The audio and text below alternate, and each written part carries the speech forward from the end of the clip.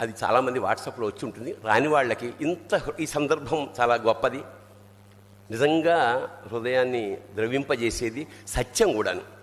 నాన్న ఎందుకో వెనకబడ్డాడు, అది శీర్షిక. అమ్మ 9 నెలలు మోస్తే నాన్న 25 ఏళ్ళు, రెండూ సమానమే అయినా నాన్న ఎందుకో వెనకబడ్డాడు.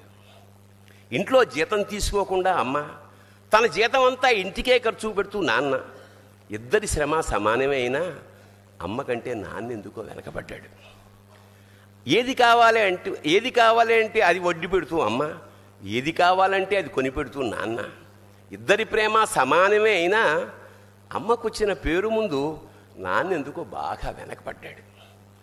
ఫోన్లోనూ అమ్మ పేరే, దెబ్బ తగిలినప్పుడు అమ్మ అని పిలవడే, అవసరం వచ్చినప్పుడు తప్ప మిగతా అప్పుడు గుర్తురానందుకు నాన్న ఎప్పుడైనా బాధపడ్డా ఏమో. ఇద్దరూ సమానమే అయినా పిల్లల ప్రేమను పొందడంలో తరతరాలుగా నాన్న ఎందుకో వెనకబడ్డాడు. అమ్మకి మాకు బీరువా నిండా రంగురంగుల చీరలు బట్టలు, నాన్న బట్టలకు దండెం కూడా నిండదు. తనని తాను పట్టించుకోవడం రాని నాన్న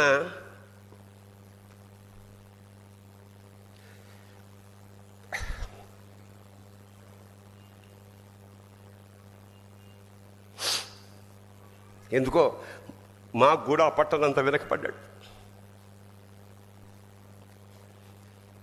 అమ్మకి అన్నో కొన్నో బంగారు నగలు, నాన్నకి బంగారం అంచున్న పట్టు పంచి ఒకటే. కుటుంబం కోసం ఎంత చేసినా తగిన గుర్తింపు తెచ్చుకోవడంలో నాన్న ఎందుకో పాపం బాగా వెనకబడ్డాడు. పిల్లల ఫీజులు ఖర్చులు ఉన్నాయి ఎప్పుడప్పుడు. ఈసారి పండక్కి చీర కొనొద్దంది అమ్మ. ఇష్టమైన కూర అని చెప్పి పిల్లలు మొత్తం తినేస్తే ఆ పూటకి పచ్చడి మెతుకులతోనే ఇష్టంగా తినే నాన్న. ఇద్దరి ప్రేమ ఒకటే అయినా మా అమ్మ కంటే నాన్న చాలా వెనకబడ్డాడు.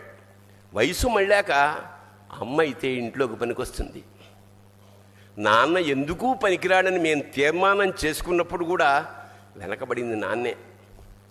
నాన్న ఇలా వెనకబడిపోవడానికి కారణం ఆయన మా అందరికీ వెన్నెముక కావడమే.